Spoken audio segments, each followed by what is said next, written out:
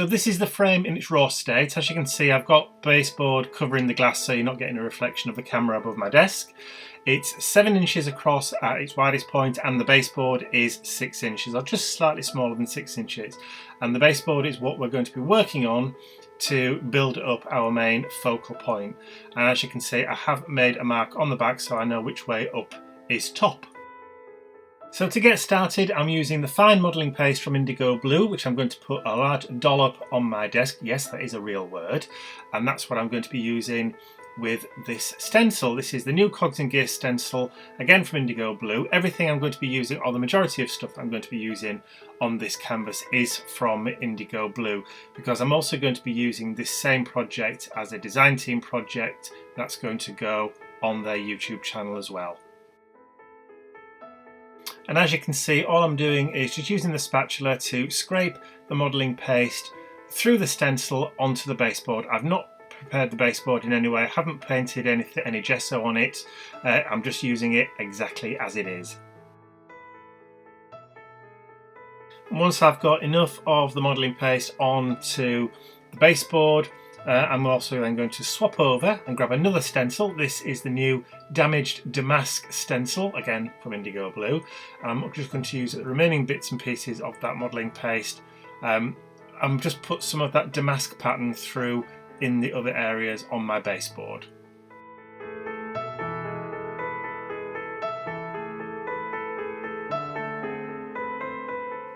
So if you've used modelling paste before, you'll know that it does take a while to dry. Even if you heat it with a heat gun, sometimes it can take quite some time to dry, depending on the thickness that you actually put down. Now I'm putting it on pretty thick, so I will need to give it a real good heat time and let it stand for a while before I do anything with it. So what I'm going to do is I will heat it, and then I'll put it to one side, and then I'm going to bring the frame in and do the same thing again on the frame. And just so you're not looking at a reflection of my camera which is above my desk, I've put this piece of paper just on the glass to stop the glare. So using the Damaged Damask stencil again, which I have cleaned, I've just washed it and then brought it back, I'm just going to use that modelling paste which is still been sitting on my desk. I haven't cleaned that away, this isn't a fresh batch, it's exactly the same one. And I'm just going to apply the modelling paste through the stencil around the outside of the frame.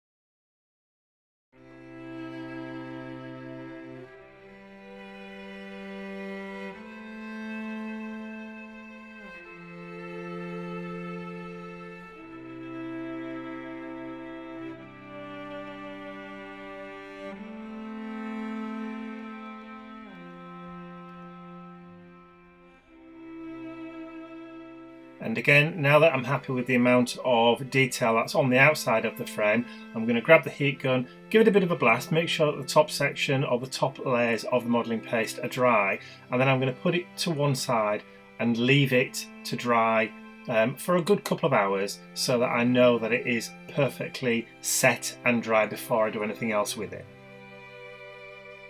Because of time constraints, I had to make some of my elements for this frame beforehand. Now I've used the Mod Podge silicone mould with the crown, and I've also used a skull mould that I purchased off eBay, and I've actually poured some plaster of Paris, which I also got from IndigoBlu. This is the IndigoBlu plaster of Paris, and I did these the day before because I wanted to make sure I could leave them overnight to dry thoroughly. My other elements that I used were some grunge board, cogs and gears that I punched out using the Tim Holtz Alterations Gadget Gears steel die. This is just run through my big shot, and I'm also using the super thick Slap It On, which is a strong gel medium. This is a gloss gel medium, and I'm just going to butter the backs of my elements using a spatula and stick them down onto my baseboard.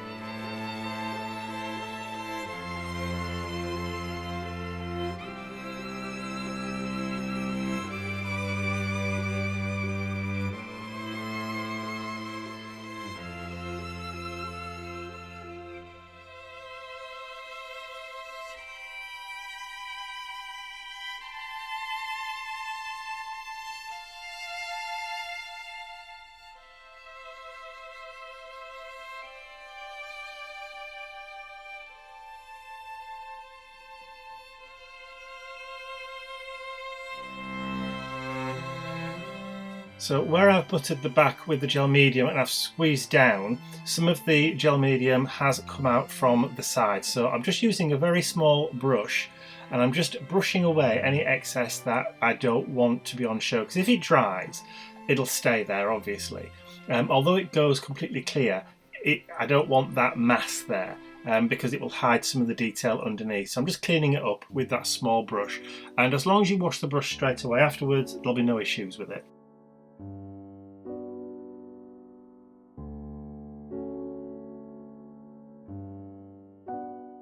So here I'm just buttering the back of the final crown element, and that's going to be stuck so that it's floating just above the skull.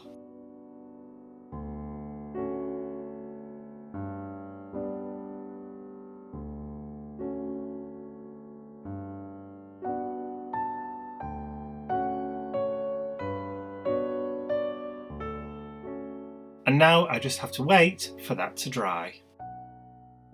Everything's now dry. It's about an hour later, so I'm bringing out my IndigoBlu black gesso and I'm going to cover the entire of the baseboard with the black gesso. Now, because this is kind of a boring process, literally watching paint dry, I'm going to show you a little bit of it and then I'm going to jump to the end.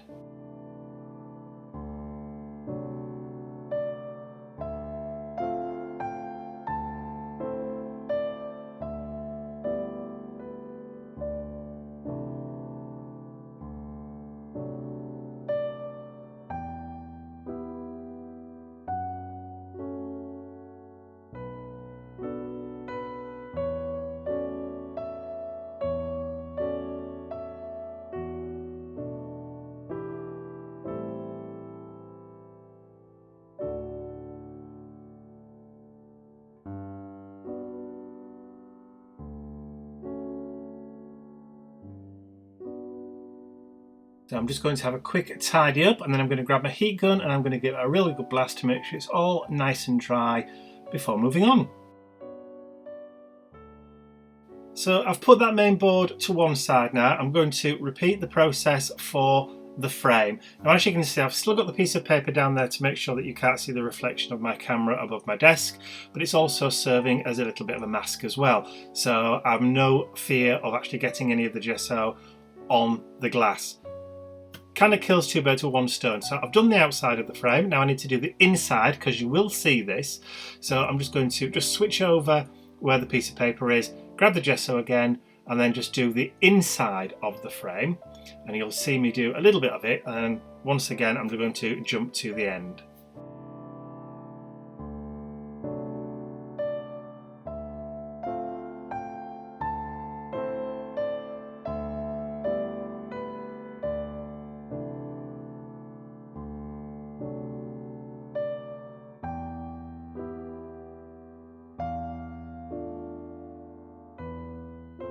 That's the inside done. Now I'm just going to grab another brush and I'm going to do the outside of the frame as well. So I'm just going to go all around all four sides of the frame and including the underside of the outer part of the frame, if you get what I mean. I basically mean that part of the frame that sticks out further than the baseboard. That's the bit underneath. That's what I'm painting as well. There you go, as you can see. So now I need to start adding my first base colour, and for that I'm going to use the Miss Moneypenny Copper Metallic Paint, and I'm going to use a small dry brush. I'm just going to take a little bit of the paint from the pot, put it on my craft mat, and then just lightly brush the paint over the raised areas on the base of the card. So that's all the embossing, all the chipboard and all of the plaster of Paris elements. Now because this does take a while and it is kind of a laborious process because you do it slow and it is speeded up still, I am going to cut to the end so you don't have to sit through the entire process.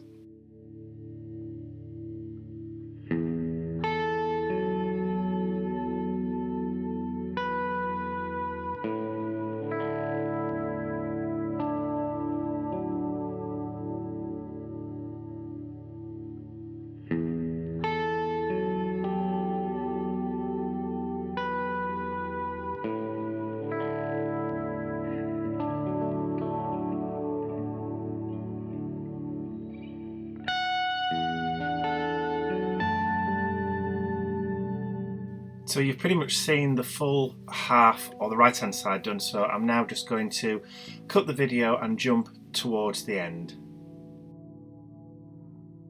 And as you can see, that's the full surface of the baseboard done. So I've completely highlighted all of the raised areas with that copper metallic paint. So all I need to do now is to allow that to dry and then move on to my second colour. And the second colour that I'm going to add to this canvas is the Kingfisher Blue. So this is the Kingfisher Blue metallic paint. This is a new colour for 2016, and I'm just going to repeat the same process again. So just very, very slowly, just dry brush the metallic blue paint over the top of the copper. So this just adds a bit of a contrast, a bit of a highlight, and makes it look a little bit like a verdigris effect. Because you've seen the process once, there's no need to watch it again, so I'm going to just jump to the end of the Kingfisher Blue. And as you can see, I've not gone too mad with it, I've just added it so you can still see the copper underneath, the underlying copper, so you get that two-tone effect with the two metallic paints. And now that you've seen the main board that's going into the inside of the frame, I still need to repeat the process on the frame itself. So here's the Miss Moneypenny copper paint again. I'm going to repeat the same process on the outside of the frame. So dry brush in exactly the same way, just over that raised embossing paste on the outside of the frame. And I'm going to go all the way around, and then I'm going to repeat the same process with the Kingfisher Blue. And remember, that piece of paper there is only there just to stop the reflection of my camera in the glass. So that's pretty much it.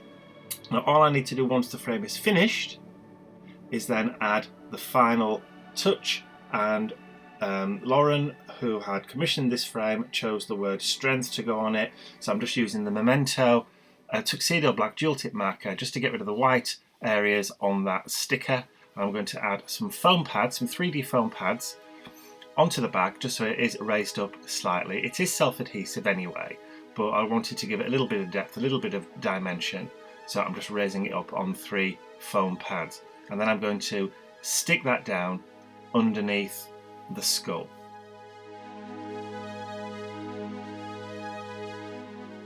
So the difficult thing is making sure you get it straight. Make sure that it is as level as you can possibly get it.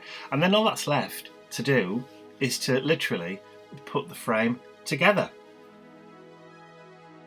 And in case you're wondering, I did clean the glass on both sides, inside and out, before I added the main baseboard back into the frame. So I got rid of as many fingerprints and grease marks off the glass as I possibly could.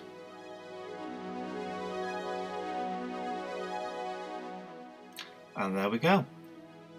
All done. All the ties in, just securing the baseboard back into the back, and Lauren's frame is complete.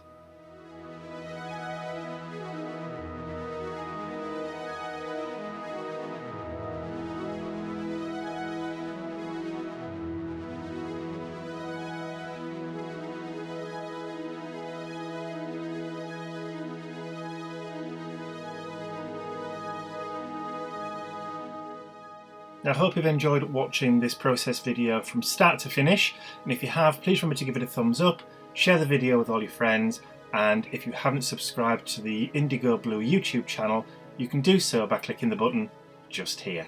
That's all from me. I'll see you all again real soon.